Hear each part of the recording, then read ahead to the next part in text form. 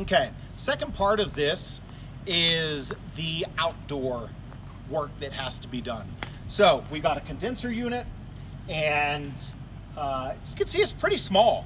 It's running right now. Super quiet, right? Love it, and that it is not intrusive. It doesn't become an eyesore or an earsore. And there's things you can do to make it less of an eyesore. We'll talk about that when it comes to shrouding and painting. And in my case, I put some rocks around the bottom just to kind of protect it and give it a little bit more of a blend in. So the way that this works is, I talked about that 3.5-inch hole that you drill.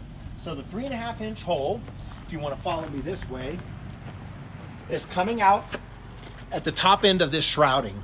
And you've got this kind of rubberized plastic coating, like a sheath, that the line set is in, but then I've got it routed through this mini split shrouding set. I got it on Amazon, super easy. I'll put a link down there so you can see the kit that I got. It's like $42, super cheap, and it gives a really clean, finished, and attached installation. Okay, that comes over into the side of the condenser unit. Before I get to the condenser unit, let's talk about the power disconnect. So, dedicated circuit. Again, talk with a local electrician to make sure that you can have that person install it if you're not comfortable doing electrical, and that you understand your local permits. So this disconnect is nothing more than a power takeoff. So the power coming to the disconnect from your breaker in the house, and then this disconnect I can pull, and it kills the power or installs the power to the condenser. So that way you can protect your equipment and protect yourself from electrocution. You'll see something on the side of this box, super important. You don't see people talking about it, but if you spend money to insure or protect your car, you should probably look to protect your expensive air conditioning equipment. This is a surge protector, just like you'd put on your TV or your important electronics, and it's made by Intermatic. It's the AG3000. If you got a green light, it's working. If you got no light, it's either damaged or you got no power. If you apply power and the green light's not there, replace your surge protector. It just took the hit instead of your $1,500 air conditioning system taking the hit. It's, again, on Amazon. I'll put a link down below, and it was like 50 bucks. So 50 bucks for the surge protector, and about 40 bucks for your line shrouds. It allows for a safe, clean, easy install. So line set comes into the side of the condenser, and the condenser has your electric hookups and now your 2 copper lines that are your refrigerant, right? Flow one direction, it's kind of a circular loop back to that head unit.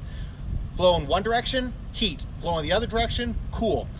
Let the Wi-Fi connected system set schedules and manage your temperatures year round. This thing operates to -13 degrees Fahrenheit outside temperatures. That means that this thing, and I'm in Colorado, this thing is going to work year round. It's pretty unlikely you're going to hit -13, and if you do, maybe you rely on the general heat production in the house. So that installation, the electrical, again, pretty straightforward. You've got a hot, you got a neutral, and you got a ground. The instructions make it very clear where to install that. I've got it coming through a whip and into the unit. Then from the line set, this is the power going back to the head unit inside the house, going into the electrical hookups as well.